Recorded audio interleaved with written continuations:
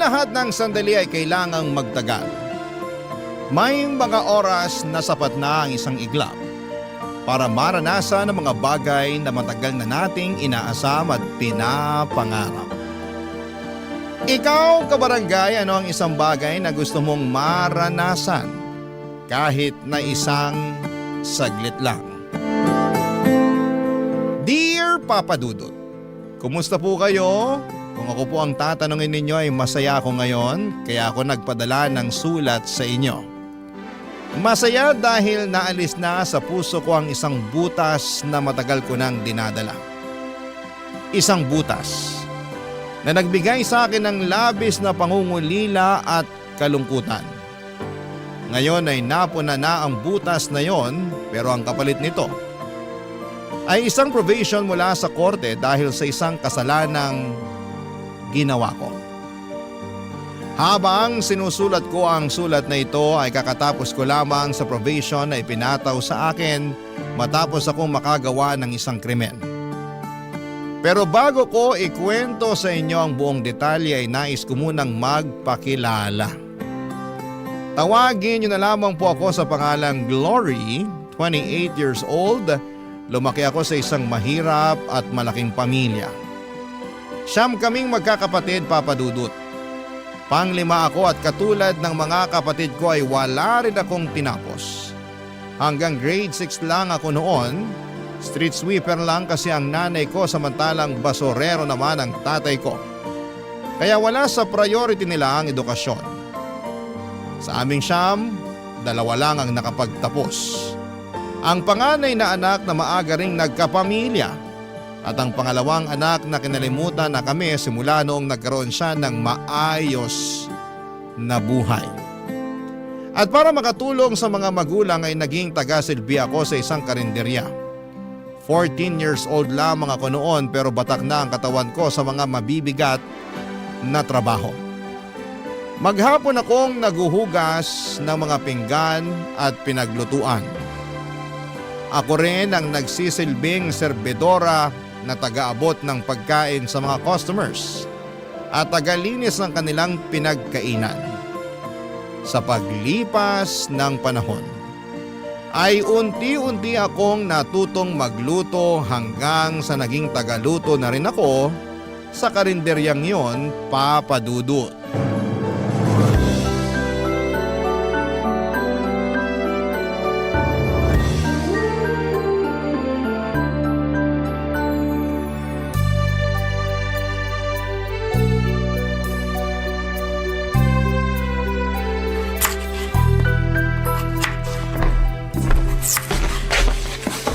Oh, Ate Linda, maaga ka ngayon ah.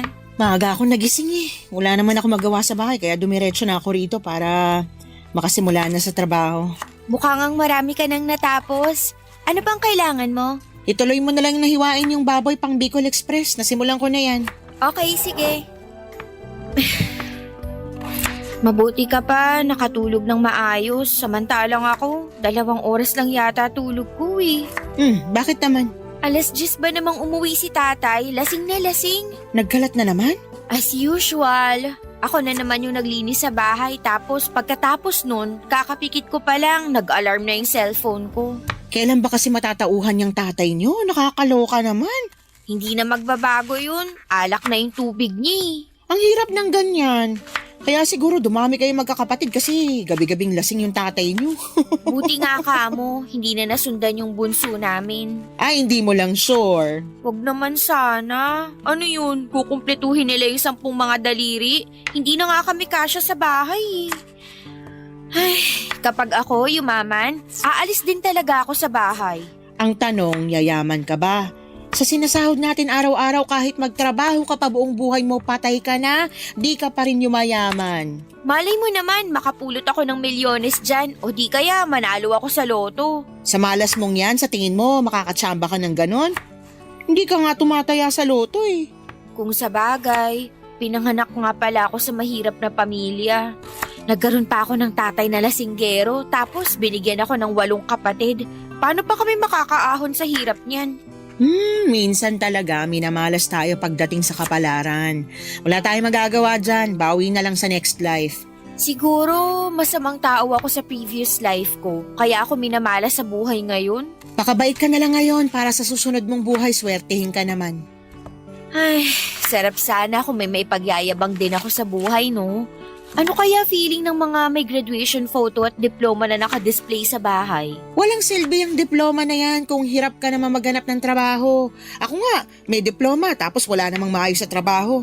Ano ba kasi nangyari? Bakit di mo pinurse yung tinapos mo? Malas din, katulad mo.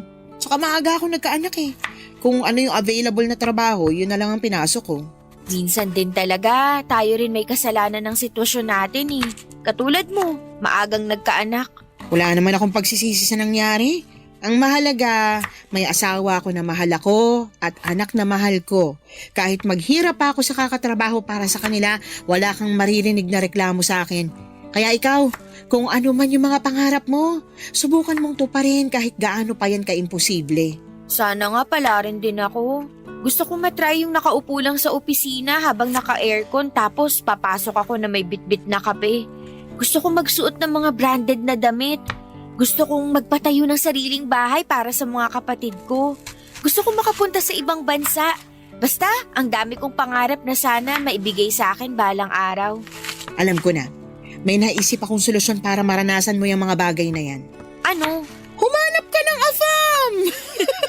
Sira ulo ka.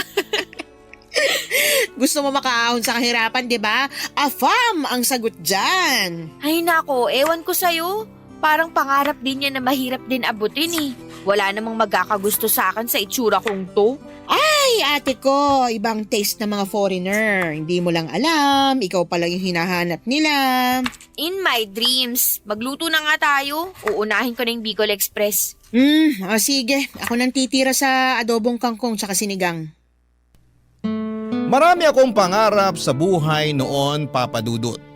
Marami akong gustong maranasan. Marami akong gustong makamit at marami akong gustong mabago sa buhay ko. Pero alam ko noon na hanggang pangarap na lamang ang mga bagay na yon dahil kung magiging realistic ako, kahit araw-arawin ko pa ang pagtatrabaho ay hindi ko pa rin maaabot ang mga imposibleng pangarap na yon. Tuwing umuuwi ako sa bahay at nakikita ko ang estado ng pamilya namin, ay lagi akong napanghihinaan ng loob. Wala na talaga kaming pag-asang magbago. Dahil maliban sa batugan ang mga lalaki kong kapatid. Ang mga mas bata pa kesa sa akin ay never nakatapak sa paaralan. Gumagawa naman sila ng paraan para magkapera. Kapag maganda ang panahon ay nanlilimos sila sa mga matataong lugar. Minsan ay nangangalakal din sila ng basura o di kaya naman ay sila ang inuutusan sa lugar namin kapag may nangangailangan ng tulong. Ang karaniwang kapalit nito ay pera o di kaya'y pagkain. Normal na para sa amin ang ganong buhay kaya nasanay na rin kaming mangarap na mga bagay na makatotohanan at abot kamay lamang. Maging ang mga kapatid ko ay parang tinanggap na lamang na hanggang doon na lamang talaga ang buhay namin, Papa Dudut. Pero iba ako. Gusto kong tuparin ang mga pangarap ko kahit na parang imposible pa itong mangyari. Ako lang kasi mismo ang makakatulong sa sarili ko dahil wala akong gagawin ay walang magbabago sa buhay ko. Alam kong wala na akong ibang aasahan pa maliban na lamang sa sarili ko. Kaya naman ginawa ko ang lahat para magbago ang takbo ng buhay ko. Kahit na magsimula lang ito sa maliit na hakbang, Papa Dudut.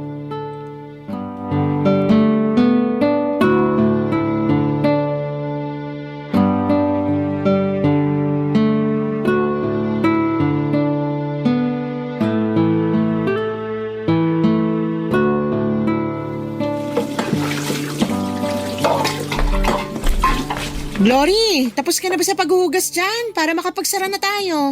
Malapit na, mga kutsara at mangkok na lang. Tulungan na kita dyan para matapos na. Gusto ko nang umuwi eh. Naantok na ako. Sige, ikaw na lang magbanlaw ng mga to. Ilang taong ka na ba ulit? 18, bakit? Ayaw mo ba mag-aral ulit? Bata ka pa eh. Sayang naman kung hindi mo may pagpapatuloy yung pag-aaral mo. Sa ganitong edad, itabi mo ako sa mga grade 7, baka mapagkamalan pa nila akong teacher. Hindi, pwede ka mag-TESDA. Total 18 ka na. Pasok ka na sa criteria. Marunong ka namang magluto. Magkukiri ka. May NC2 na yun. Pwede mong magamit para makapag-abroad. Wala talaga akong pambayad sa pag-aaral ko, te. Libre ang TESDA, ano ka ba? Anong libre? Walang libre sa edukasyon ngayon. Oo, siguro wala silang tuition fee. Pero may mga babayaran pa rin yan. Tapos yung pamasahe ko papapunta para mag-aral. Kung titigil ako sa trabaho, saan ako kukuha ng allowance? Pag-ipunan mo o di kaya magpatulong ka sa mga kapatid mo nakapagtapos. Di ba may dalawa kang kapatid na nakagraduate ng college? Meron, pero yung isa may sarili ng pamilya. Ayoko namang pahirapan pa yung buhay ng kapatid kong yun kasi pati naman sila naghihirap din eh. Yung isa naman, hindi ko alam, wala na kaming balita sa kanya. Ano ba kasi nangyari sa kapatid mong yon? Ay nako, ate, sobrang lala. Hindi ko makakalimutan yung moment na yun sa buhay ko kasi first time na may lumaban kay tatay noon. Ikwento mo sa akin dali. Ganito kasi yun. Di ba alam mo naman si tatay? Ang gusto nun, dapat laging siya ang nasusunod. Lahat ng salita niya, tama. Walang mali sa kanya. Kapag kumontra ka, basag ang bungo mo. Okay, tapos? Eto na nga. Napagtapos nila si ate. Nakahanap naman siya agad ng trabaho. Siyempre, happy-happy na si tatay kasi ramdam na namin yung konting pag-angat sa buhay namin. May masasarap na pagkain na kami noon. Tapos si ate yung nagbabayad ng mga bayarin. Para bang nabawasan na yung trabaho nila kasi nandyan na si ate na katulong nila. Aha, tuloy mo lang, nakikinig ako. Tapos isang araw, biglang umuwi si ate na may dalang balita. Buntis siya. Nagalit tatay mo? Oo naman, galit na galit. Sampal yung inabot ng ate ko. Hindi pa nga raw nababayaran ni ate yung mga sakripisyo nila tapos magpapabuntis na agad siya. Dismayado si tatay nun. Grabe naman! Nagalit yun kasi alam niyang mawawala na yung ATM nila. Wala na sila mapagkukuhaan ng pera. Medyo naiintindihan ko rin naman yung pinanggagalingan ni tatay. Siyempre, umaasa silang si ate na ang magiging katuwang nila sa mga gastusin. Tapos bigla siyang nagpabuntis. Eh di katulad din ni kuya na maaga siyang magkakapamilya. Ibig sabihin, yung dalawang napagtapos nila, walang naging ambag sa buhay nila. Ang hirap nun. Yung ikaw yung pressured kasi pinagtapos ka sa pag-aaral. Nag-i-expect sila na may kapalit yung mga bagay na yun na kung tutuusin, hindi naman dapat ganun. Siyempre, pinaglaban ni ate yung sarili niya. Sawa na raw siya sa mga pananakit ni tatay. At hindi raw lahat ng credit na kina tatay kasi marami ring sakripisyo si ate para matapos niyang pag-aaral niya. Marami siyang sideline na pinasok. Naging working student siya. O, tapos ano nangyari sa kapatid mo? O yun, pinalayas siya ni tatay. Simula noon, hindi na namin siya nakita.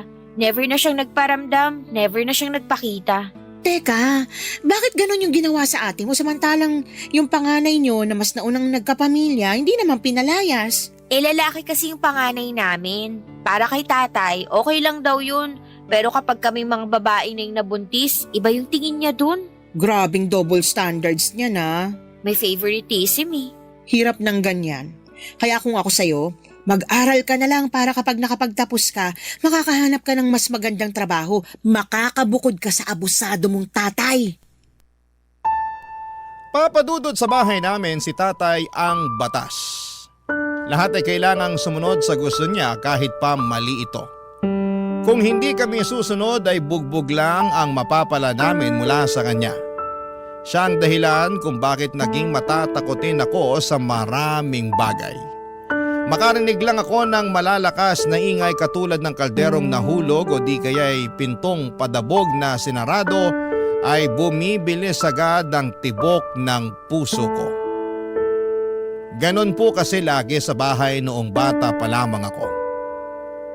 Parang may exorcist sa bahay namin kapag nagwawala si tatay. Lumilipad ang mga gamit namin. Noong bata ako kapag gano'n ang nangyayari ay natatakot lamang ako habang umiiyak sa takot. Noong tumanda ako kapag alam naming uuwi na naman ng bahay si tatay ng lasing ay lumalabas muna ako para makapagpahangin. Saka na lang ako uuwi kapag tulog na siya. Walang laban ang nanay namin kay tatay, Papa Dudut. Siya ang karaniwang punching bag ni tatay noon kapag galit siya. Kung bakit siya galit dahil hindi raw niya magawa ng maayos ang trabaho niya bilang padre de pamilya.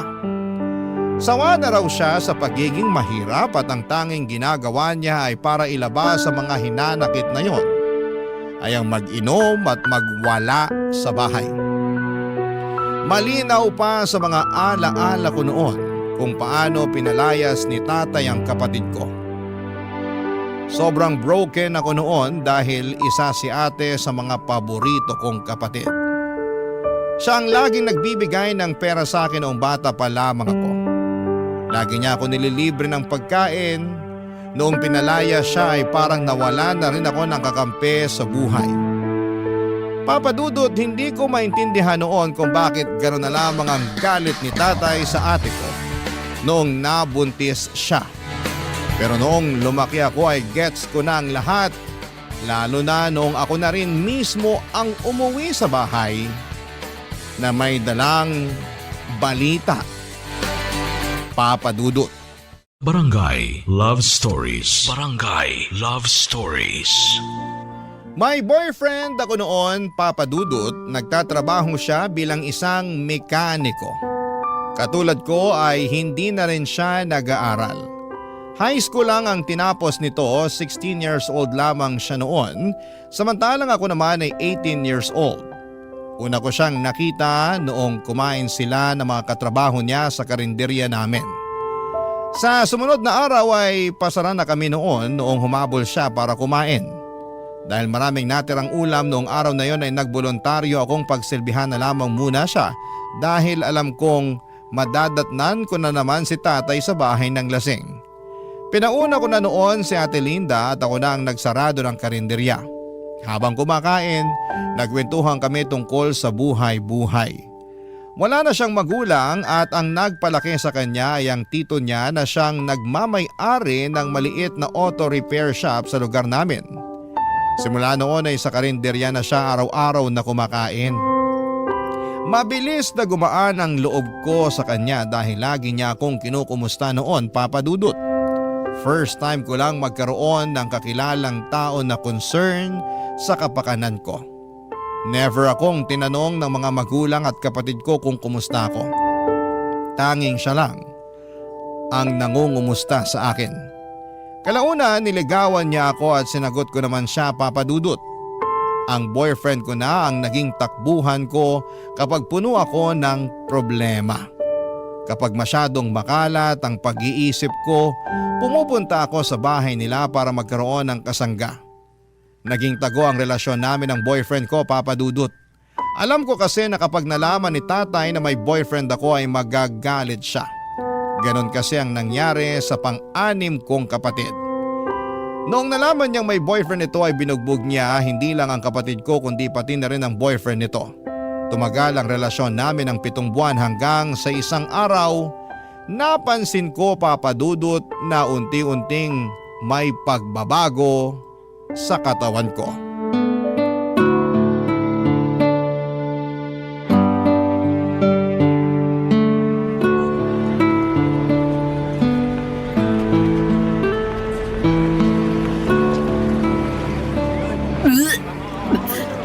Hoy, ayos ka lang. Oo, nasusuka lang ako sa amoy ng patis. Ang tagal mo na nagtatrabaho dito. Ngayon ka pa masusuka sa amoy ng patis? Tsaka patis lang yan. Ewan ko ba, bigla na lang naging sensitive yung pang-amoy ko. Yung mga malalakas ang amoy, bagoong, pabango, pati amoy ng sigarilyo. Kapag nakakaamoy ako noon, bigla na lang sumasama pakiramdam ko. Kailan nagsimula ito? Halos isang buwan na rin siguro. Ano pang nararamdaman mo maliban sa pagiging sensitive ng pang-amoy mo? Lagi akong pagod tsaka mabilis mahilo, lalo na sa umaga. Hindi kaya buntis ka? Ha? Hindi ah. Bakit naman ako mabubuntis? Morning sickness yung nararamdaman mo. Sintomas yan kapag buntis ang isang tao. Ganyan ako na nagbuntis ako eh. Ate, wag mo akong tinatakot ng ganyan. Hindi kita tinatakot, seryoso ako. Na-try mo na bang mag-pregnancy test? Hindi. Hindi ko alam kung paano yun eh. Subukan mo para malaman natin kung ba't ka nagkakaganyan. O di kaya, magpunta ka sa health center. Magpa-check up ka doon, libre lang yun. Natatakot ako. Paano kung buntis nga ako? Kung buntis ka, wala tayong magagawa. Kagagawan mo yan eh. Sabi ko naman sa'yo, mag-ingat ka. Maingat naman ako. Talaga ba? Magkakaganyan ka ba kung nag-iingat ka? Ay naku, Glory, ang bata mo pa para magkaroon ng anak. 19 ka pa lang, di ba? Paano mo bubuhayin yung anak mo na yan? Hindi yun yung problema ko kundi si tatay. Baka mapatay ako noon kapag nalaman niyang buntis ako. Ikaw naman kasi. Alam mo naman na sobrang stricto ng tatay mo. Aware ka na nga sa mga consequence tapos ganyan pa ginawa mo. Hindi ko naman to ginusto eh. Hindi mo ginusto o baka hindi mo lang inaasahan? Kasi magkaiba yon. Alam mo, Glory, lahat ng mga desisyong ginagawa natin sa buhay may kaakibat na bunga yan. Nagkaroon ka ng boyfriend, ginawa nyo kung ano man yung ginawa nyo. Ngayon, yan ang bunga. Tapos anong kahihinat na ng pagbubuntis mo? Magagalit sa iyo yung tatay mo. Tapos ano? Palalayasin ka rin tulad ng ginawa niya sa ate mo. Sinasabi ko pa naman sa sarili ko na hindi ko gagawin yung ginawa ni ate. Paano ako niyan ngayon? Natatakot ako, Ate Linda. Baka palayasin din ako ni tatay. Hindi ka ba matutulungan ng nanay mo? Wala namang laban si nanay kay tatay eh. Lagi lang siyang nakasunod sa mga desisyon ng tatay namin. Kumpirmahin mo muna kung buntis ka nga talaga. Saka mo nalang problemahin yung mga bagay na yan kapag alam na natin kung ano talagang estado mo. Paano kung buntis nga talaga ako? Anong gagawin ko niyan? Alam ko yung takot na nararamdaman mo ngayon. Normal lang yun. Normal lang malito o malungkot pero hindi mo kailangang harapin to ng mag-isa. May boyfriend ka naman, hindi ba? Magtulungan kayo. Eh paano kung pati siya hindi niya alam gagawin niya? Ilang taon na ba tong boyfriend mo? 16. Naku, Diyos mio. Ang babata niyo pa. Talagang magagalit talaga tatay mo niyan. Paano niyo bubuhayin yung baby kung sakali? Hindi ko rin alam. Ate, tulungan mo ko. Ay, limitado lang yung maitutulong ko sa'yo. Pero huwag kang mag-alala. Hindi kita pababayaan. Tutulungan kita sa abot na makakaya ko. Salamat, ate. Basta, magpa-check up ka muna para alam natin ginagawa natin. Hihingi ako bukas ng day off kay boss para makapunta ako sa center. Mabuti pa para malaman agad natin kung buntis ka ba talaga o hindi. Hala, sige, ako na dyan. Doon ka na nga lang sa mga plato, magpunas ka. Tsaka ihanda mo na rin yung mga kubyertos. Sige, pero ate, kung sakali mang buntis talaga ako, pwede bang isikreto na lang muna natin to? Oo naman. Magtiwala ka lang sa akin. Wala makakaalam ng sikreto mo. Tsaka, wala naman ako sa lugar para ipagkalat yung buhay mo.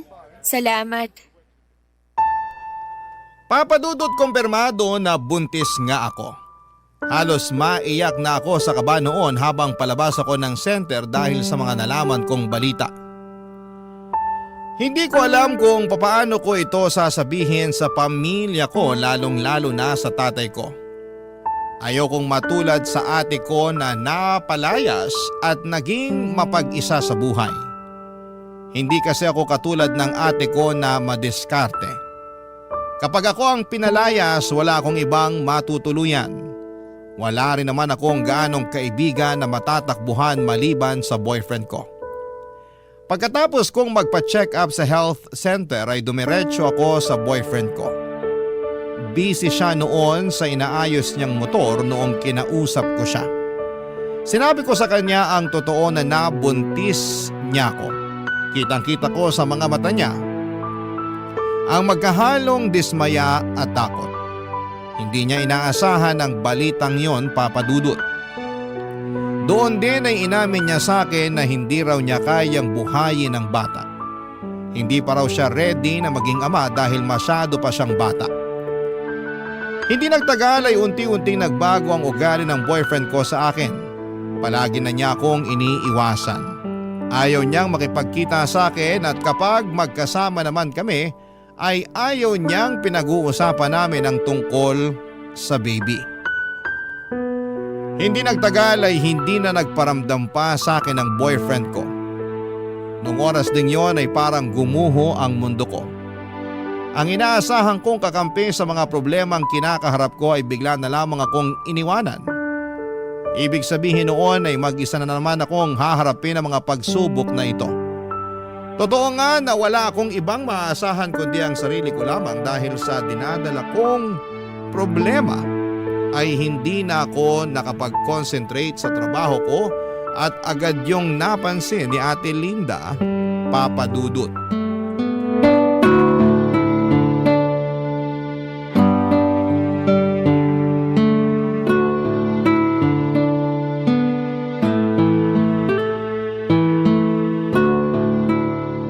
Hoy, Glory! Anong ginagawa mo? Papalitan ko lang po tong tubig sa water dispenser. Wala nang laman. Hoy! Ako na dyan! Ano ka ba? Bawal magbuhat ng mabibigat na bagay ang buntis. Itabi mo na yan. Ako na magpapalit yan mamaya. Ganun ba? Hindi ko alam eh. Magsain ka na lang ng kanin para mamayang gabi. Paniguradong dito na naman kakain yung mga taga-construction.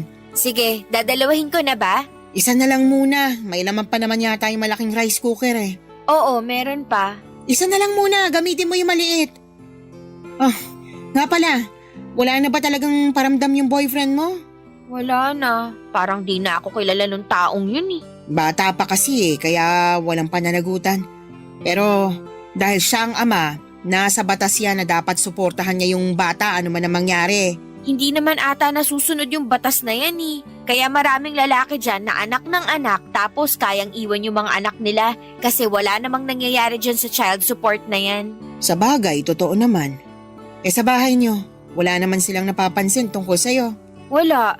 Ganun kami sa bahay eh. Walang pansinan kaya mahihirapan silang malaman na buntis ako. Hindi nga nila ako makumusta eh. Di madali lang pala itago yung tiyan mo kung sakali. Kaso, ang problema ko kapag nanganak na ako, paano natin itatago yung bata? Yun ang totoong problema. Willing naman akong kupkupin kayo ng anak mo kung sakali pero pansamantala lang yun. Ipalaglag ko na lang kaya to hanggat maaga pa. Hoy, gusto mo bang mapunta sa impyerno? Tsaka, illegal ang abortion dito sa Pilipinas, makukulong ka niyan. Mas gugustuhin ko na lang makulong kaysa harapin ko yung tatay ko kapag nalaman niya yung totoo.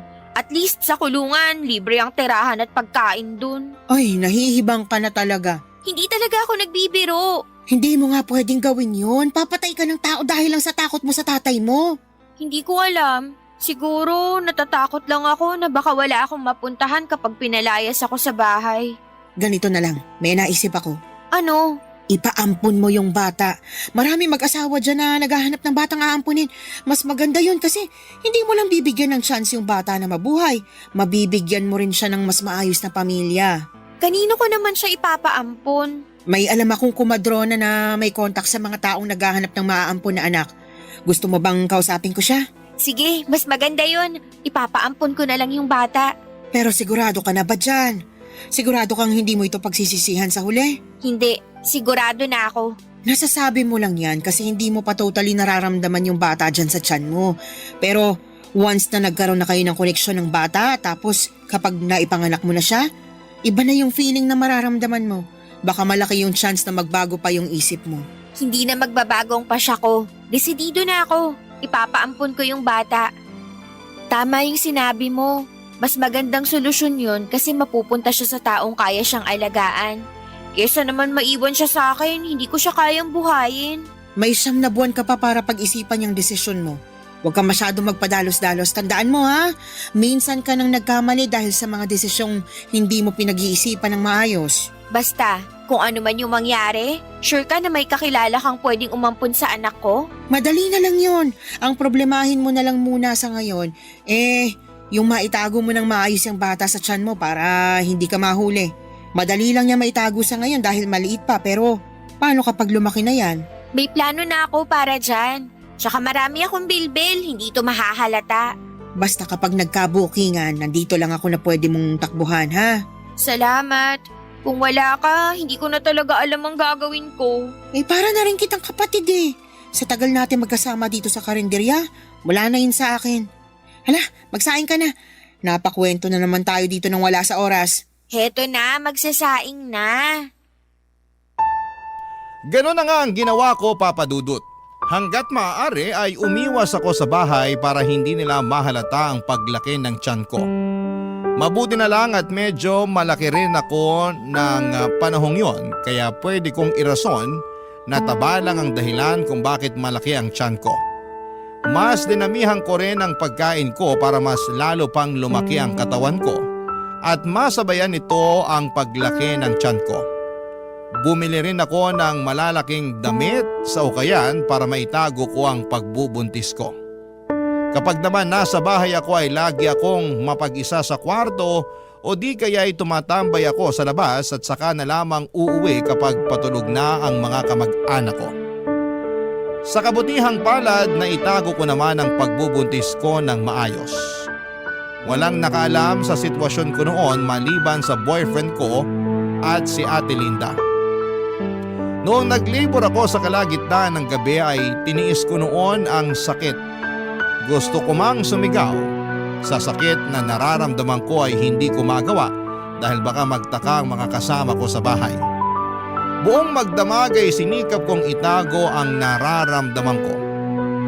Kinakausap ko pa si baby na huwag munang lumabas at antayin na lamang niya na mag-umaga. Nakinig naman si baby noong lumiwanag na ay agad akong lumabas ng bahay bago pa magising sina tatay. Tinawagan ko si Ate Linda para kontakin ang kakilala niyang komadrona. Pagdating ko sa bahay nila ay nakahanda na ang lahat. Doon ko pinanganak ang baby ko, Papa Dudut. Barangay Love Stories. Barangay Love Stories. Saglit ko lang nakapiling ang anak ko, Papa Dudut, at yon ay noong pinadede ko siya pagkalabas niya sa akin. Pagkatapos noon ay inihiwalay na nila sa akin ang bata para hindi na raw ako magkaroon ng koneksyon sa kanya. Baka raw kasi magbago pa ang isipan ko na ipaampon ito kapag nahagkan ko na ang baby ko na karaniwang nangyayari sa mga inang may bagong silang na sanggol. Bago kinuha sa akin ang anak ko ay napansin ko na may balat ito sa mukha niya sa ilalim ng kanyang kanang mata. Itim ito at mapusyaw na parang mapa ng Palawan. Napanaginipan ko pa yon noong nakatulog ako pagkatapos kong manganak. Pagkagising ko ay wala na sa bahay nila si Ate Linda at ang baby. Ang sabi sa akin, agad daw nilang tinawagan ang mag-asawang gustong umampon sa anak ko. Pagkarating nila ay inuuwi na nila ito kapalit ang paunang bayad sa bata. Saka ko na lang daw makukuha ang kalahati ng bayad kapag legal na nilang naampon si baby. Hindi ko alam pero nakaramdam ako ng kaunting kalungkutan noong nalaman kong wala na ang baby ko. Matagal ko pong inihanda ang sarili ko para sa bagay na yon dahil yun naman talaga ang plano.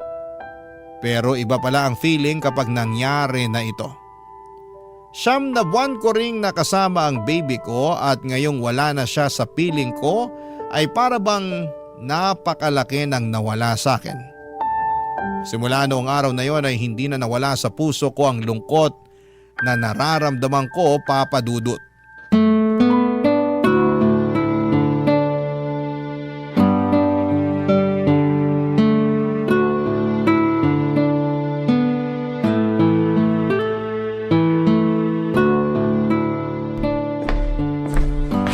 Hoy, lalim naman ang iniisip mo. Ba't ka nakatunga nga dyan? Halika na, kumain na tayo. Ang tagal mo kasi, kanina pa kita inaantay. Inantay ko lang yung huling customer na makaalis para makapagsara na tayo. Gusto mo ba to? May natira pang bistek. Sa'yo na lang yan. Alam kong paborito mo yan eh. Okay na ako dito sa adobo. O sige, ikaw bahala. Kumusta na kaya yung baby ko? Ba't mo naman iniisip yan ngayon? Wala lang, curious lang ako. Sigurado akong nasa maayos ng kalagayan yung anak mo ngayon. Nakita mo yung umampon sa baby ko? Oo, sinamahan ko yung komadrona nung sinundo nila yung baby. Alam mo ba kung anong pangalan nila? Hindi ko na tinanong, tsaka hindi mo rin naman pwedeng malaman yung pagkakakilanlan nila eh. Bakit naman?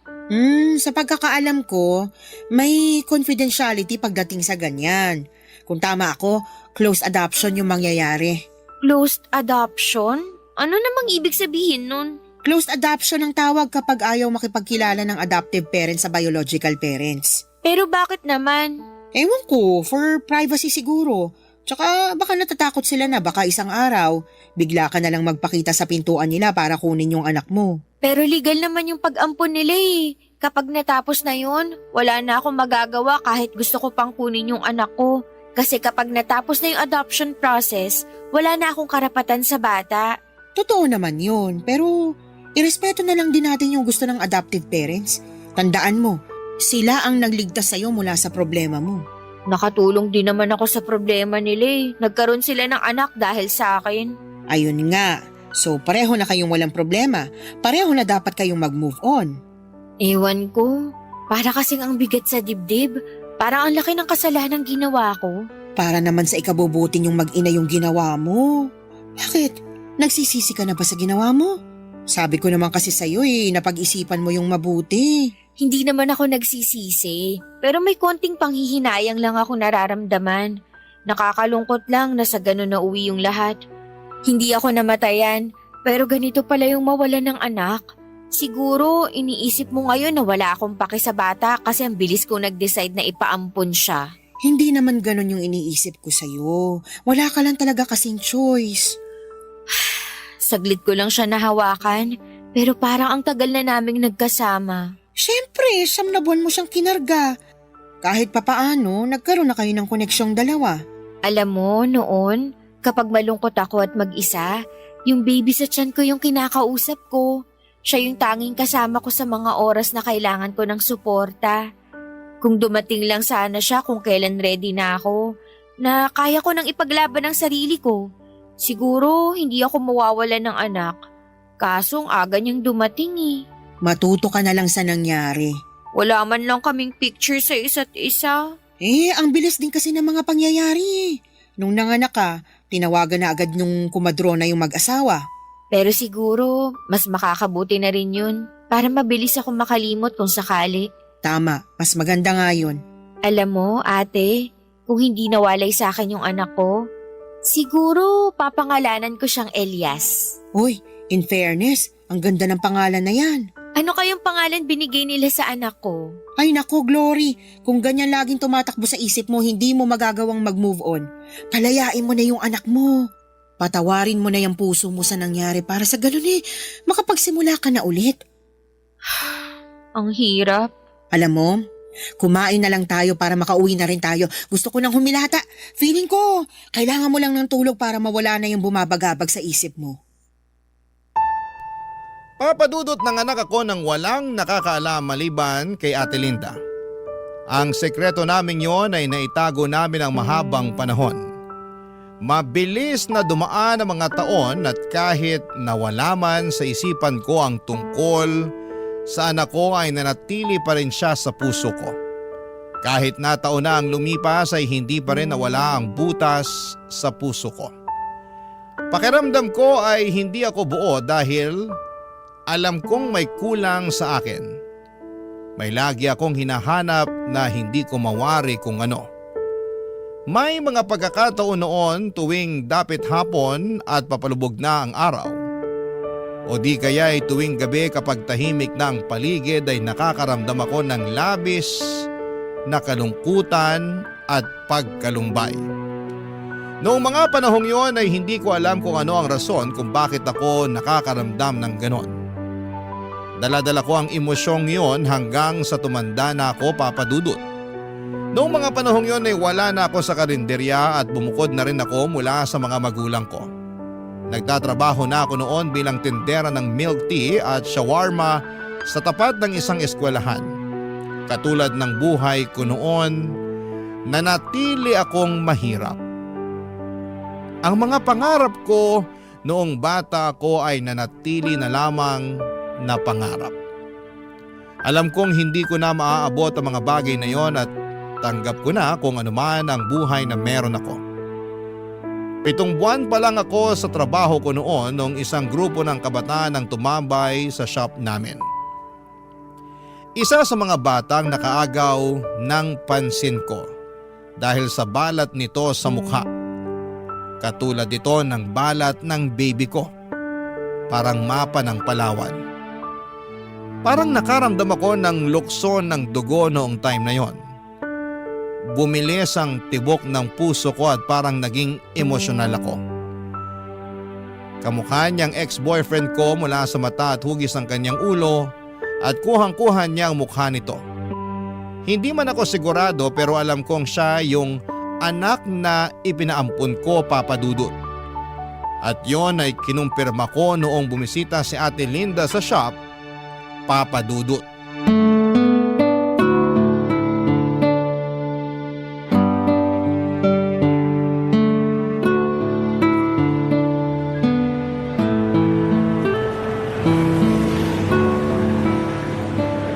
Kumusta naman ang babaita?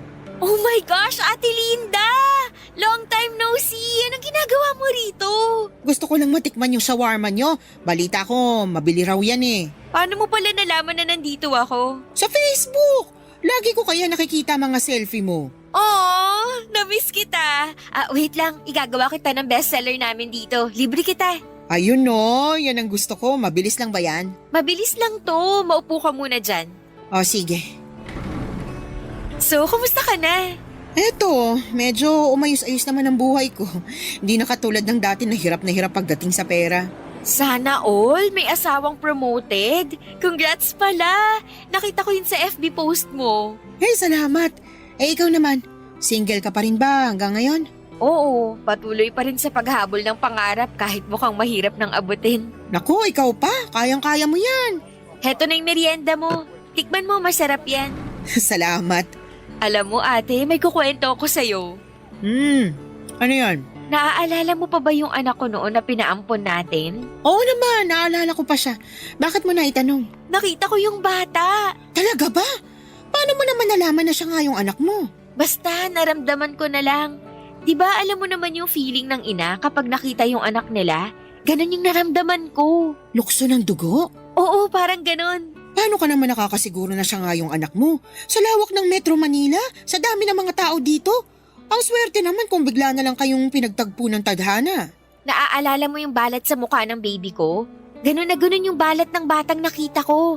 Nakausap ko siya isang beses. 9 years old na raw siya. Sakto yun sa edad ng baby na pinanganak ko noon. Wala ka pa ring pruweba na yun nga yung anak mo. Meron. Siya mismo nagkwento sa akin na hindi siya totoong anak ng mga magulang niya. Ganon daw ka-honest yung mga magulang niya sa kanya, kaya habang bata pa, inamin na nila yung totoo. At paano mo naman nalaman yung mga bagay na yan? May tiwala sa akin yung bata. Sukoy ko kaya silang magkakaibigan dito. Nako, Glory ha, hindi ko gusto kung saan papunta tong usapan na ito. Bakit naman? Masaya lang ako na makita yung anak ko na nasa mabuti siyang kalagayan. O tapos, kung anak mo talaga siya, anong gagawin mo ngayon? Hindi ba dapat nakalimutan mo na siya ngayon? Hindi mo na dapat siya iniisip kasi iba na yung mga magulang niya, hindi na ikaw. Oo, alam ko. Pero gets mo naman ako, di ba? Ina ka rin at walang inang makakalimot sa anak niya. Pero iba kasi yung sitwasyon mo. Kahit ano pa yung sitwasyon ko, anak ko pa rin siya. Hindi naman siguro masama na makapiling ko siya kahit ilang saglit lang. Huwag mo sabihin sa akin magpapakilala ka sa kanya bilang totoo niyang ina. Hindi, syempre hindi ko naman gagawin yun. Pero parang may rason eh kung bakit kami pinagtagpo. Baka ito na yung chance ko. Chance na ano? Chance na bumawi sa kanya. Kaya hindi ko na palalampasin tong chance na to. Ay, tigilan mo nga ako sa mga chance na yan. Matagal ka nang nawalan ng chance sa anak mo. Huwag ka nang gumawa ng gulo. Ay kung ako sa'yo, kalimutan mo na yung anak mo. Mag-move on ka na, Glory. Ano ibig sabihin ng buntong hiningang yan? Wala. Tama ka. Tama lahat ng mga sinabi mo. Pero nandito na siya eh. Abot kamay ko na siya. Ay bahala ka. Basta pinagsabihan na kita ha. Huwag kang gumawa ng ikakapahamak mo. Huwag kang mag-alala. Wala akong gagawing masama. Papa Dudut, naging regular customer ko ang mga batang tinutukoy ko. Tuwing nakikita ko sila ay sumasaya ang puso ko at gumagaan ang loob ko. Isang hapon habang uwian na ang mga bata ay dumaan sa shop ang bata para bumili ng milk tea niya. Noong oras na yon ay isang ideyang pumasok sa isipan ko. Inimbitahan ko siya na maglaro sa parke at nabanggit kasi niya na never pa siyang nakakapunta sa park dahil sobrang busy ng mga magulang nito para ipasyal siya.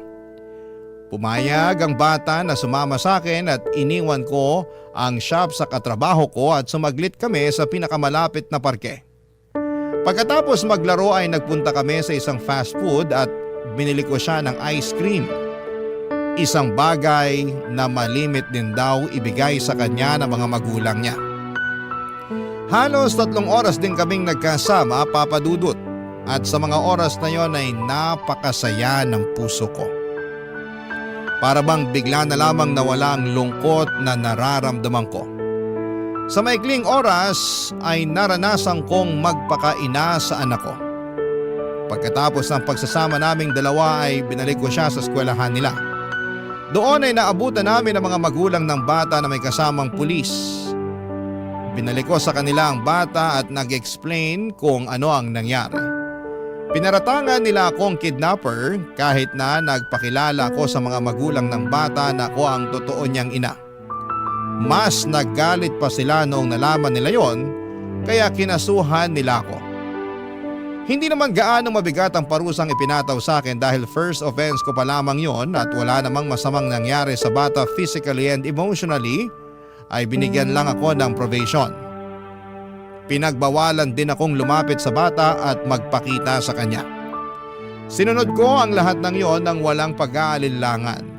Ang mahalaga ay nasubukan kong makasama ang anak ko at nalaman kong nasa mabuti siyang kalagayan at maganda na ang buhay nito.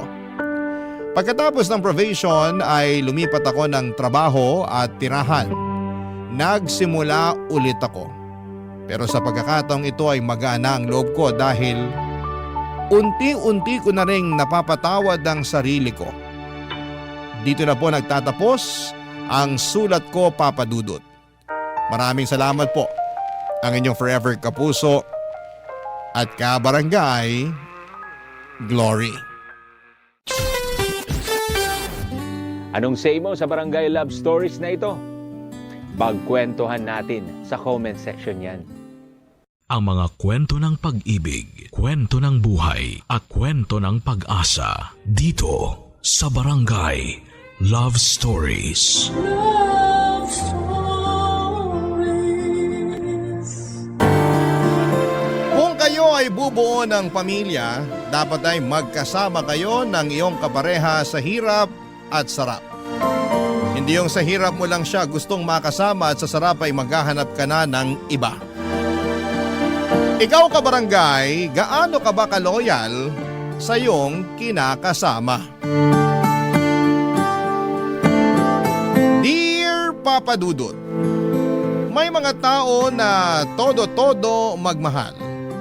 Yung bang binansagan na silang martir dahil hindi nila magawang bitawan at iwanan yung taong iniibig nila. Pero sila rin yung mga tao na matiisin at mapagpasensya. Yun bang kahit paulit-ulit nang sinaktan ay nahahanap pa rin sa kanilang puso ang magpatawad. Hanggang ngayon ay naniniwala pa rin ako na kahit kailan ay hindi kahinaan ang magmahal. Bago po ang lahat ay tawagin niyo na lamang po ako sa pangalang Lala, 33 years old, taga Sariaya, Quezon. Pero dati ako nagtatrabaho at tumira sa Pasig. Programa ninyo, Papa Dudut, ang tumulong sa akin upang magkaroon ng libangan o mga panahong huminto na ako sa pagtatrabaho dahil nagkaanak na kami ni Roy. Nagkakilala kami taong 2019 noong nag-factory worker ako sa pinagtatrabahuhan niya, kung saan delivery truck driver naman siya. Tulad ng ibang love story ay mabilis kaming nagkapalagayan ng loob. At dahil pareho naman kaming single ay naging madali sa aming mapalapit sa isa't isa. Noong nabuntis ako ay tinira niya ako sa bahay ng nanay sedes niya. Pangako sa akin ni Roy na pag-iipunan niya ang pambukod namin. Umasa ako sa sinabi niya pero nag-3 taong gulang na lamang ang anak namin ay hindi pa rin kami nakaalis sa poder ng nanay niya, Papa Dudut.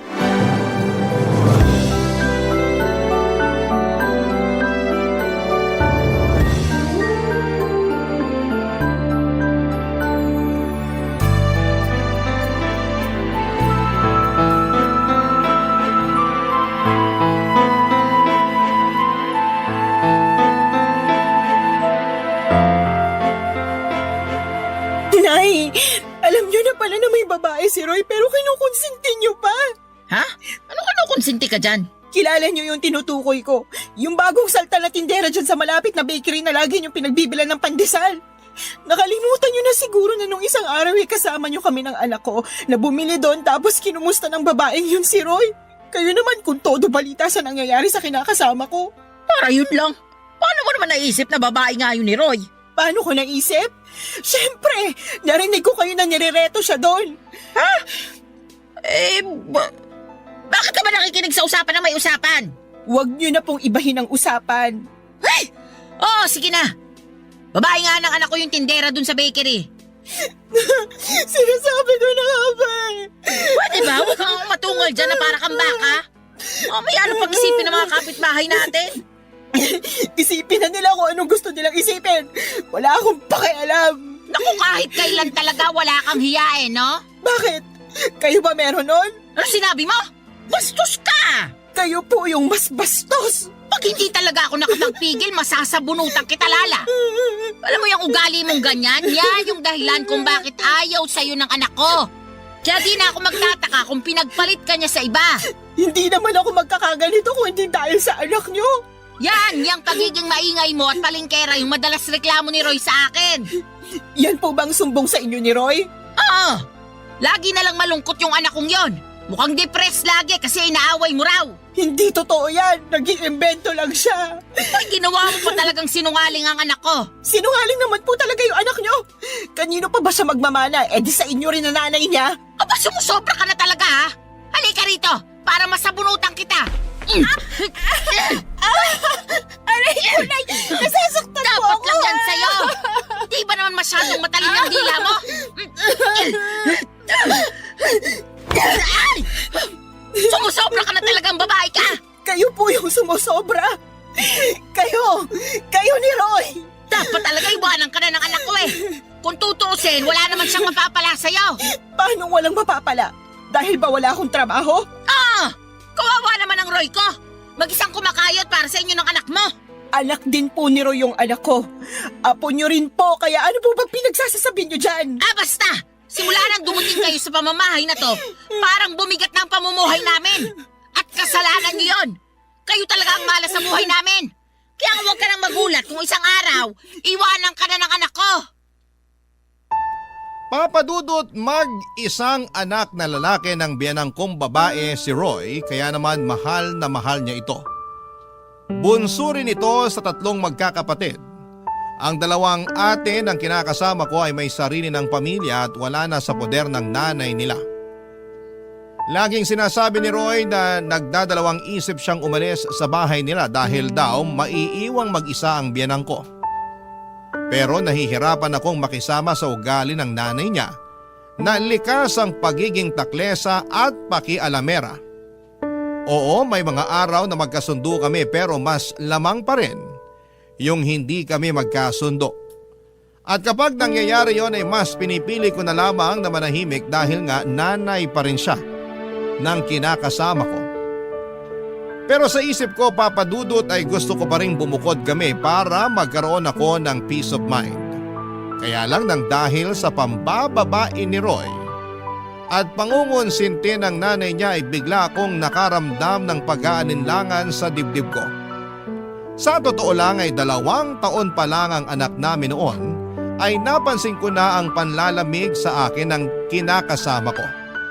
Siyempre bilang babae ay meron tayong instinct na baka may iba na siyang kinakalokohan. Inoobserbahan ko lang si Roy dahil ayoko ma-stress masyado sa kanya. Magaling ang mister ko, kumbaga sa kriminal ay marunong siyang magtago ng mga ebidensya. Pero wala namang lihim na hindi nabubunyag at nadagdagan lang ang sama ng loob ko sa pangungonsinti ng nanay niya.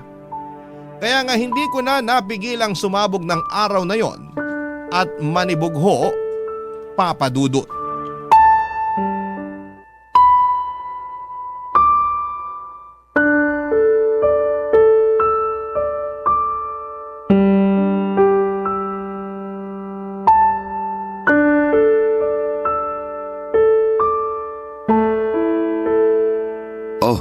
Yan lang sinweldo namin. Ano to? Anong ano yan? E di sweldo namin. 500? Bakit ito lang? Magagawa ko kung yan lang. Baka nakakalimutan mo na marami akong loan. Malamang kinaltas na dyan.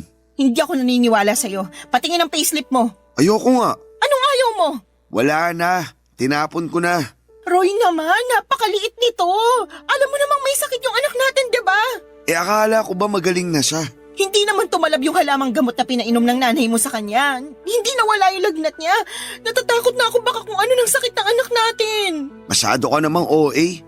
Ayos lang yung anak natin. Paano magiging ayos? Pabalik-balik nga yung lagnat niya. Tsaka ako pa talaga yung OA, ha? Para ka namang hindi nag-aalala sa anak mo? Nag-aalala rin ako. Pero anong magagawa ko kung yan lang ang sinahod ko? Pagkasyain mo na lang. Dalhin mo sa public hospital o center yung anak natin. Doon mo ipa-check up. Baka nga makalibre ka pa. Sige, susubukan ko. Ganyan nga. Subukan mo rin manghingi ng libreng gamot. Malamang bigyan ka rin doon. Oh, ano pang binubuntong hininga mo dyan? Akala mo ba hindi na ako nakakahalata? Nakakahalata sa ano ba? Na palagi na lang kakarampot yung perang binibigay mo sa amin ng anak ko. Anak naman ng teteng. Di ka ba nakinig? Sabi ko, kaltasan ngayon. Kaya yan na lang natira. Ang sabihin mo, binigay mo yung pera mo dun sa babae mo. Ha? Ano bang pinagsasasabi mo dyan? Kunwari ka pa.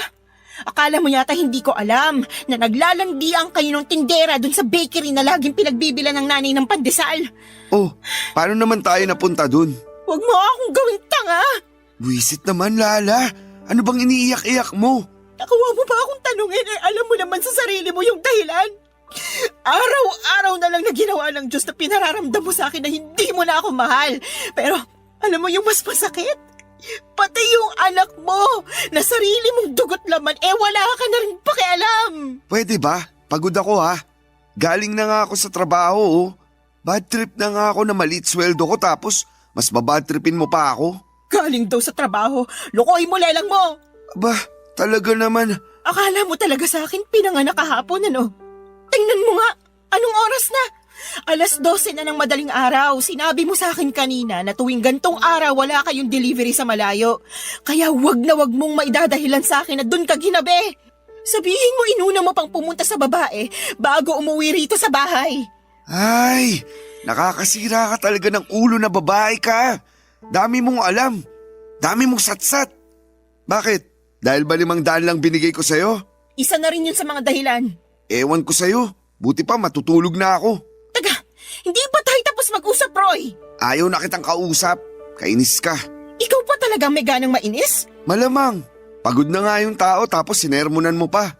Di ka na lang magpasalamat may inabot ako sa'yo. Meron pa naman tayong makakain hanggang sa susunod na sweldo ko. Masyado ka lang talagang mapaghanap.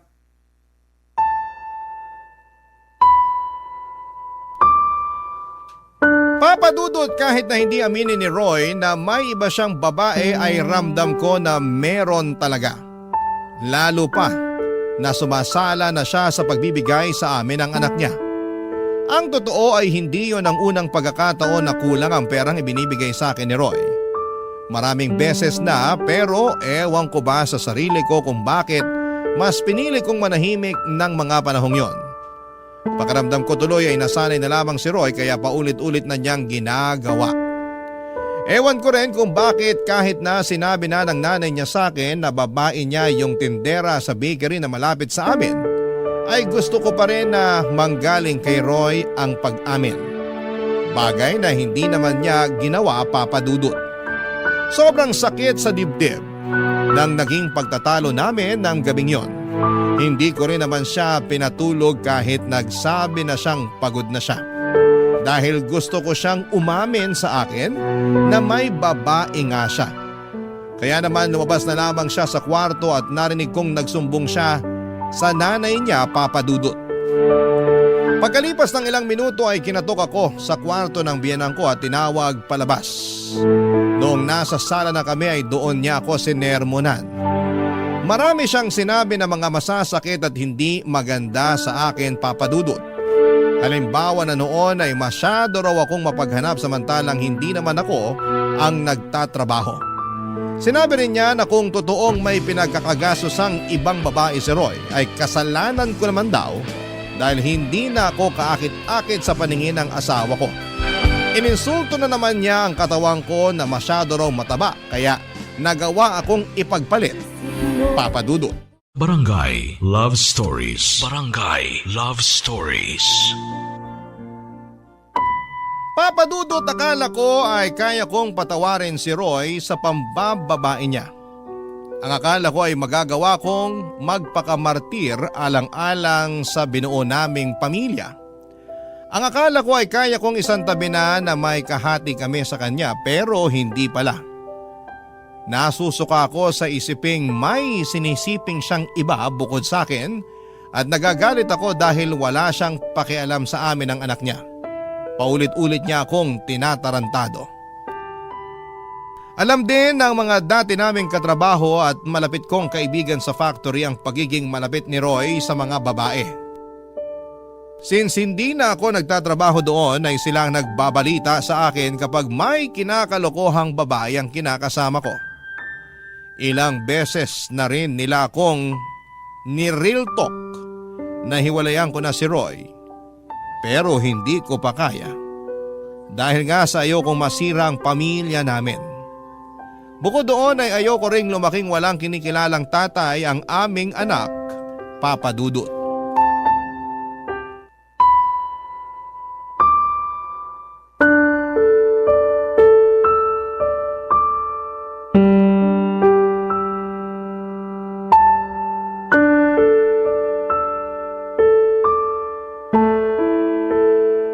Lala, masayiin mo nga yung likod ko.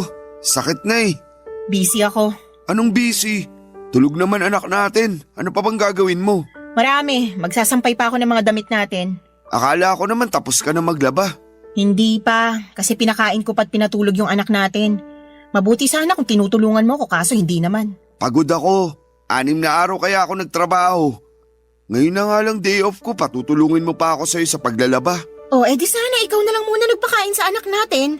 Sana tapos na ako sa pagsasampay. Bakit ko gagawin yun? Pagod nga ako. At trabaho ng mga babae yun. Alam mo ikaw? Oh, ano na naman? Wala. Balik na ako sa pagsasampay. Sandali lang. Masayiin mo muna likod ko. Hindi ka ba nakakaintindi? Magsasampay pa nga ako ng mga labahan natin. Naiintindihan ko naman. Pero pwede bang mamaya na lang? Mamayain ko mukha mo eh. Bakit ka ba ganyan? Anong bakit ako ganito? Nakuha mo pa magtanong? Hindi mo ba halatang napapagod na ako? Kaya nga mamaya ka na magsampay. Masayiin mo muna ako. Wow ha? Akala ko naman pagpapahingahin mo ko. Yun pala uutusan mo lang din ako. Yan talagang ugali mo yung ayaw ko eh. Reklamador. Tapos magtataka ka kung bakit nagawa kong tumingin sa ibang babae. Ano sinabi mo? Sabi ko, reklamador ka. Kung ako reklamador, ano ka pa? Tsaka kapal din ang apog mong sabihin na kasalanan ko kung bakit ka tumingin sa ibang babae. Oh, edi inamin mo rin sa akin na may iba ka nga. Akala ko alam mo na. Bintang ka pa nga ng bintang sa akin nun. Hindi bintang yon. Inamin mo na nga, di ba? Ibig sabihin totoo. Oo, naisip ko lang na wala na akong dapat itago pa. Saka di naman tayo kasal eh. May karapatan akong tumingin sa iba kasi wala naman akong pananagutan sa'yo. Ano? Naririnig mo ba yung sarili mo? Walang pananagutan sa akin eh, may anak tayo, Roy! Oo, pero magkakaanak na rin kami ni... Anong sinabi mo? Pwede bang kumalma ka muna? Nakakagulat ka naman eh. Bigla-bigla kang sumisigaw. Aray ko! Bakit ka ba nangahampas? Tanong-tanong ka pa eh, kulang pa nga yung pangahampas ko sa'yo. Tsaka kapal na mukha mong sabihin sa akin na nabuntis mo yung kabit mo. Nakakadiri ka. Ano sa palagi mo dapat na maging reaksyon ko, ha? Matuwa ako? Magpa-party ako at ipaglatag ka ng red carpet kasi magkakaanak na kayo ng kalantari mo? Hindi naman, pero... Alam mo, ayoko na. Ha? Anong ayaw mo na? Ayoko na ng ganitong buhay kasama ka. Pagod na ako kung alam mo lang. Hindi ito yung klase ng pagod na madadaan sa tulog. Papahinga, wasak na ako dahil sa ginagawa mo sa akin. Kung makapagmalaki ka pa, na kaya ka tumingin sa iba ay dahil sa pagiging reklamador ko, kapal mo talaga, Roy. Saan ka pupunta? Wala ka na doon. Basta, aalis na kami ng anak mo sa pamamahay na to. Lala naman, huwag mo naman gawin sa akin to. Bakit hindi? Hindi mo naman na kami mahal eh. Saka sabi mo magkakaanak na kayo ng babae mo. Eh di doon ka na. Congratulations sa inyo ah. Uy, seryoso ba talaga yan? Iiwanan niyo ako ng anak natin? Correction, anak ko lang. Simula sa araw na to, hindi mo na sa anak. Hindi ka na niya tatay. Hindi mo na rin ako live-in partner dahil tapos na tayo! Papa Dudut, galit na galit ako kay Roy nang malamang kong nabuntis niya ang kalantari niyang babae. Pakiramdam ko ay dobling beses niya akong pinagtaksilan. At hindi ko naisip na meron pa palang mas ilalala ang kaya niyang gawing pananakit sa akin. Ang sama-sama niya, Papa Dudut. Durog na durog ako ng mga panahong yon at iyak ako ng iyak, pero alam ko na wala na rin naman akong magagawa pa. Yun ang naging hudyat para magkalakas ako ng loob na makipaghiwalay kay Roy. Alam ko na mas priority talaga niya ang pambababae niya kesa sa amin ang anak niya, Papa Dudut. Ilang taong ko ring pinagtiisan ang hindi pagiging mabuting padre de pamilya at provider ni Roy. Dagdagan pa ng pangungonsinti ng nanay niya na sobrang perpekto sa mga ginagawang kabalbalan ni Roy, Papa Dudut. Ayoko na. Pagod na ako. Sinagad na ni Roy ang pasensya ko kaya naman mabilis akong nag-alsa baluta ng araw na yon at umuwi kami ng anak ko sa bahay ng Mama Berta ko na nasa Quezon Province. Buti na lamang kahit paano ay may naitabi akong perang pamasahe pero kinapos pa rin yon. Kaya nagpasundo na lamang ako kay Mama sa terminal ng bus, Papa Dudut.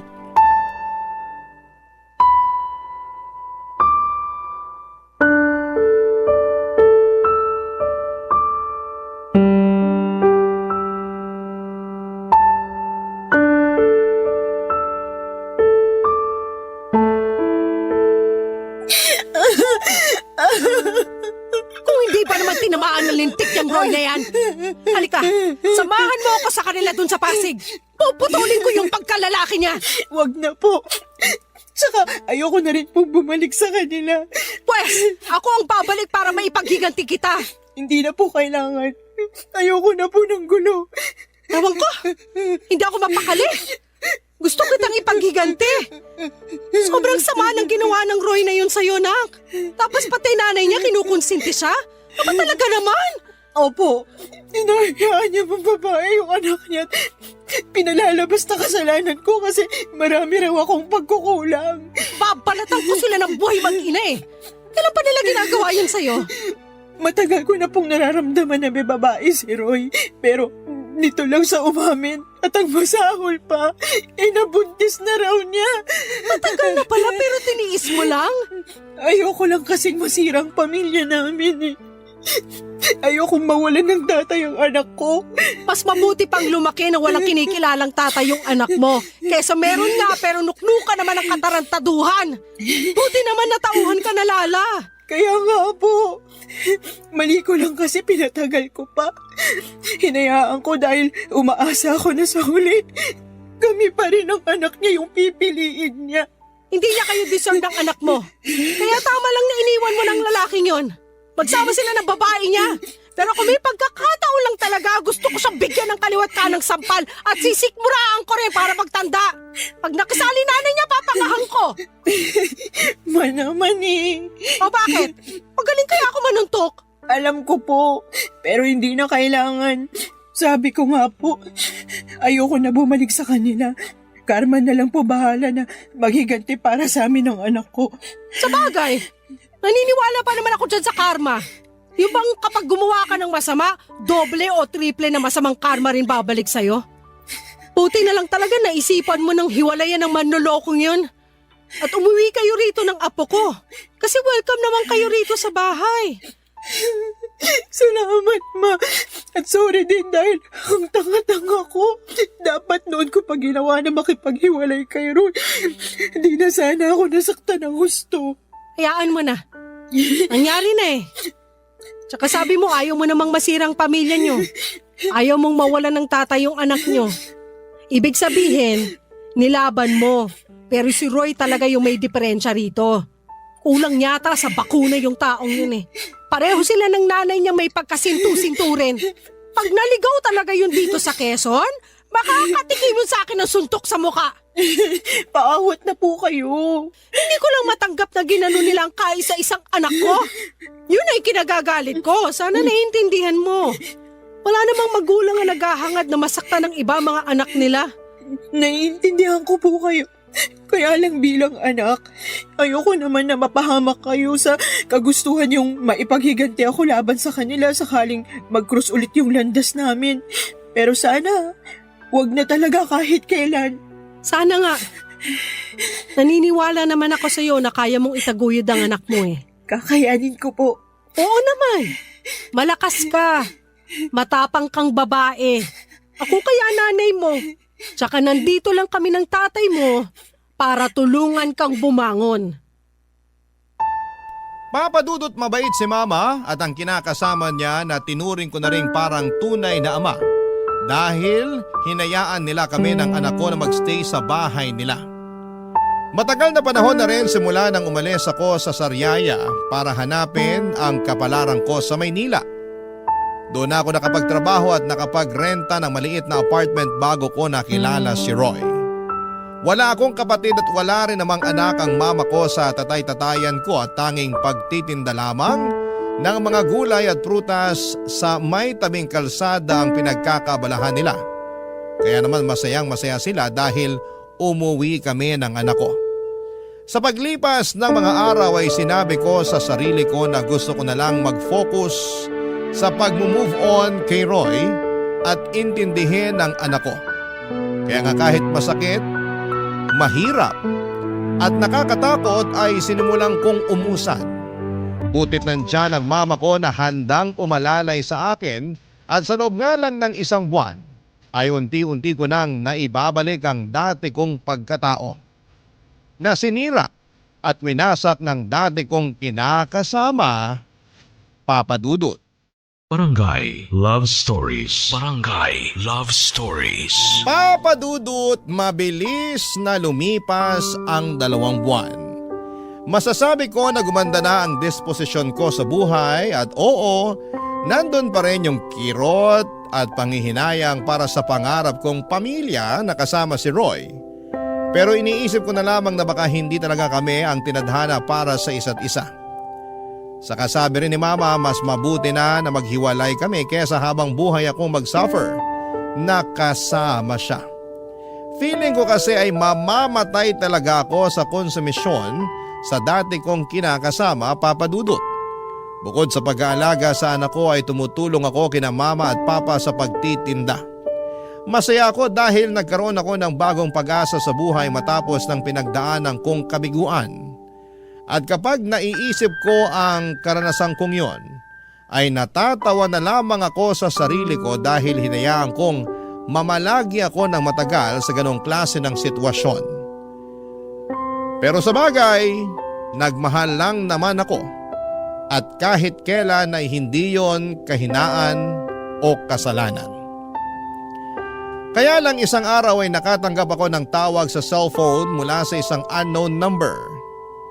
Hindi ko na sana sasagutin pero nasagot ko pa rin, Papa Dudut.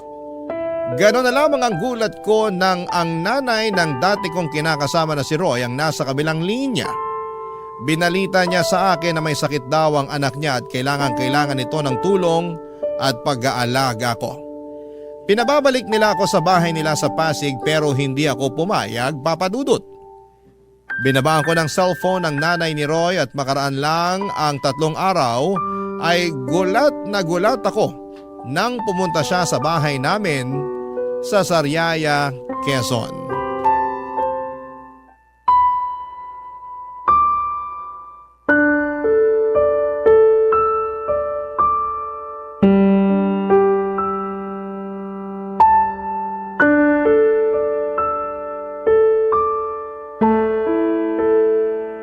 Nay, tuloy po muna kayo. Kala ko hindi mo na ako papapasukin dito sa bahay niyo. Tagal mo akong tinitignan sa harap ng pinto eh. Pasensya na po, nagulat lang ako. Siguro hindi mo akalain na makikita kita, no? Ganun na nga po. Maupo po muna kayo. Ikukuha ko kayo ng juice. Ay, hindi na kailangan. Wala rin naman akong planong magtagal pa rito sa bahay nyo. Lala, may bisita ka pala? Ay ma, kayo pala. Ikaw ang nanay ni Lala? Oo. Eh ikaw, sino ka? Ako si Sedes, nanay ni Roy. Roy? Yung manloloko? Hinay-hinay ka sa pananalita mo tungkol sa anak ko, ha? Ikaw ang maghinay-hinay. Baka nakakalimutan mo nasa pamamahay kita. Ay, talaga naman. Lala, pagsabihan mo nga yung nanay mo, sabihin mo, matutong rumispeto. Opo. Wow! Ako pa pala ang walang respeto rito, Sedes. Baka nakakalimutan mong ikaw at ang magaling mong anak ang hindi rumispeto sa anak kong si Lala. Akala mo ba hindi ko alam ang panloloko ng anak mo sa anak ko? At pati na rin pangungunsinti mo sa kalokohan ng Roy na yon. Ha? Ano sinasabi mo? Ma, huwag niyo na pong awayin si Nanay Sedes. Anong magawain na isa tong malakas ang loob pumarito sa bahay natin? Ano bang ginagawa mo rito, ha? Ano? Ito kasing anak mo si Lala. Kausap ko lang nung nakaraan sa cellphone. Pero binabaan ako ng tawag. Buti na lang alam ng anak ko kung saan yung bahay nyo. Kaya pumunta na ako. O bakit ka pumunta rito? Gusto ko lang pabalikin si Lala sa bahay namin. Kailangan siya ng anak ko. Ano ka mo? Tama ba yung narinig ko? Oo! Di pa naman siguro mahina ang pandinig mo, no? Hindi pa. At malakas pa rin ako manuntok. Mama naman, huwag niyo na pong patulan si Nanay Sedes. Eh nakakapiton yung matandang yan eh. Lakas na loob pumunta rito sabihin bumalik ka na ron sa kanila? Aba sinuswerte lang? Nay, diba? Sinabi ko na po na ayoko nang bumalik sa bahay niyo. Ayoko nang makita si Roy. Tapos na kami simula nang mabuntis niya yung babae niya. Nandun na tayo, pero may sakit yung anak ko. Kailangan ka niya. Hindi po akong kailangan niya. Doktor ang kailangan niya kung may sakit siya. Tumpak! Pampira naman, no, Lala? Hindi ka ba talaga mapapakiusapan? Hinahanap ka nga ng anak ko. Ang gusto niya, alagaan mo siya. Parang wala kayong pinagsamahan ng anak ko, ah. Bakit ako? Nasaan yung babaeng nabuntis niya? Doon siya magpaalaga, hindi sa akin. Tungkol sa bagay na yan, wala na. Hiwalay na sila matapos makuna ng babae. Kaya nga nagkasakit si Roy kasi nagluluksa siya sa namatay niyang anak. Oh, di ba? Ang bilis ng karma talaga. Ma, please, wag na po kayo magsalita dyan. Kaya ko na to. Sorry po, Nay Sedes. Pero hindi ako tagapag-alaga ng anak niyo. Oo, nakakalungkot yung nangyari sa baby nila ng babae niya. Pero labas na po ako doon. Hiwalay na kami ni Roy, tapos na kami. Wala na rin akong responsibilidad sa kanya. Papadudot galit na galit ang nanay ko na pinaalis ang nanay ni Roy sa bahay namin. Pero syempre naawa pa rin ako sa kanya dahil magulang lang din siya. Na nag-aalala sa kanyang anak, kaya lang ay desidido na akong hindi bumalik sa bahay nila para alagaan ang dati kong kinakasama. Tama na kami ni Roy at hiwalay na kami. At hindi rin naman ganoong kadaling kalimutan ang mga ginawa niya sa akin pati na rin ang nanay niya. Sa isip ko ay napaka-unfair nila kasi pag sa hirap ako ang gustong kasama. Pero kapag sa sarap ay iba. Nakakagalit at alam kong hindi ko yon deserve. Kaya nga pinagdasal ko na lamang na sana'y gumaling si Roy sa kanyang karamdaman pero wala na akong plano na bumalik sa buhay niya. Masaya na ako kasama ang anak ko at ang mga tao na totoong nagmamahal at nagpapahalaga sa akin. Mabilis na lumipas sa mga araw at paulit-ulit pa rin akong tinetext ng nanay ni Roy na puntahan ko siya sa bahay nila para alagaan si Roy. Kesyo, hinahanap daw ako ng anak niya pero wala na akong pakialam pa. Kinatagalan ay tumigil na rin si Nanay Sede sa pagte-text sa akin. Siguro'y nagsawa na din o di kaya ay tinanggap na lamang niya ang desisyon ko. Nagdaan pa ang isang buwan at lumuwas ako noon sa Pasig para magninang sa binyag ng anak ng dati kong katrabaho. Noong nasa bahay nila kami pagkatapos ng binyagan sa simbahan, nagulat ako kasi nandun si Roy na bigla na lang daw pumunta dahil sigurado raw siya na pupunta ako. At binalita niya sa akin na magaling na siya sa sakit niyang pulmonya, papadudot.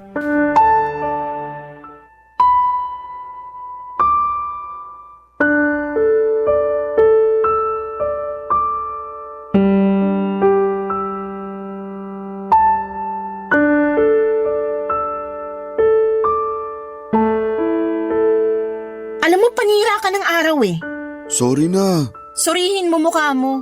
Nagpunta ako rito para makita mga dati kong katrabaho, hindi ikaw. Alam ko naman yun pero ito na lang yung paraan na naisip ko para makausap ka. Hindi mo na rin kasi sinasagot yung mga text at tawag namin sa'yo ni nanay. Ay, sorry ha. Hindi ko na rin natatanggap. Nakablock na kayo sa akin. Ang kulit nyo kasi mag-ina eh. Hindi mo na ba talaga kami mapapatawad? Yung nanay mo, napatawad ko na. Pero ikaw, hinding-hindi. Lakas ng tama mo, no? Nakuha mo pa talagang itanong sa akin ang bagay na yan?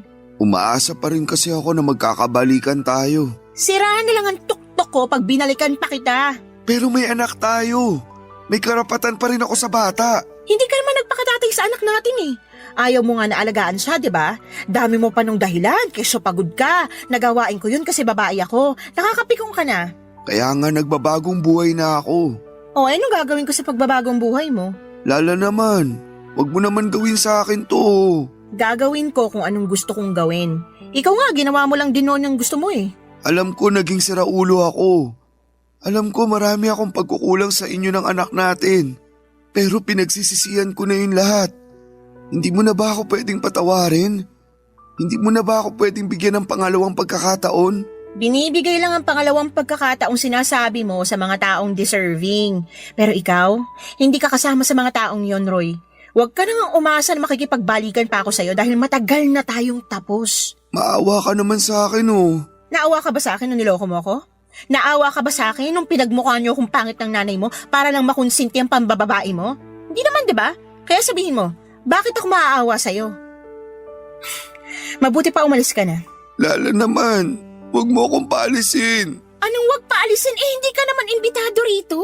Tsaka sinisira mong araw ko, nakakainis ka na. Gusto ko lang naman mag-sorry sa'yo. Wala nang magagawa yung sorry mo, hindi na ako makikipagbalikan sa'yo. Gusto mo bang lumuhod ako? Ano?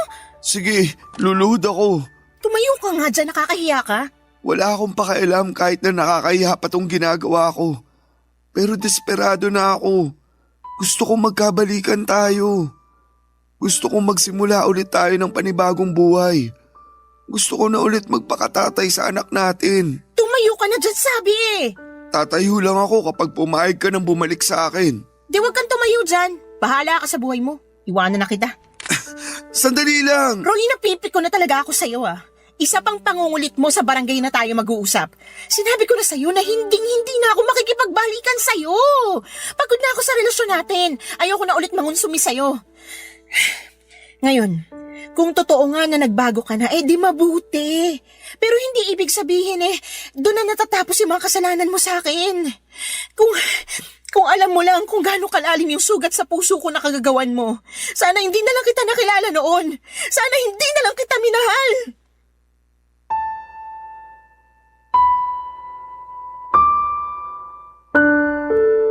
Papadudot, kitang-kita ko ang matinding lungkot sa mga mata ni Roy nang marinig ang mga sinabi ko.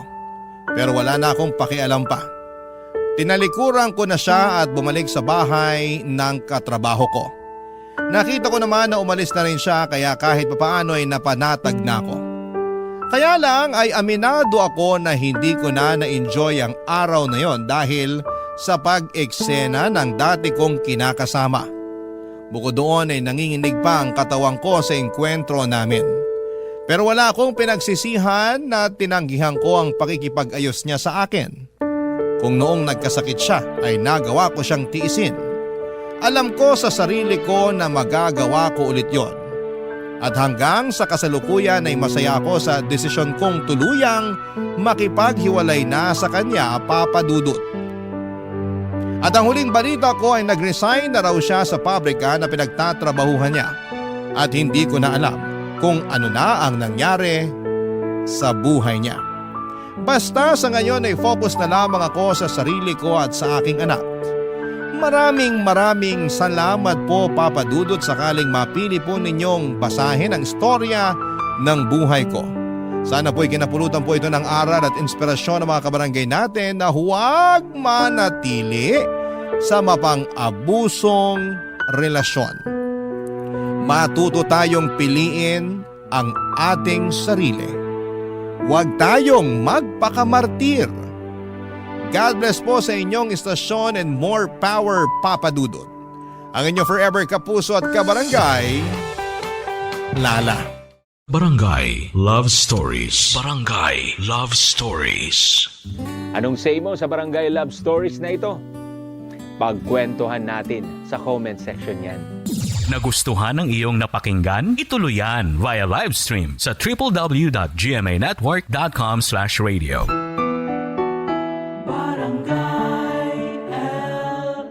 In Mega Manila, 97.1. Forever!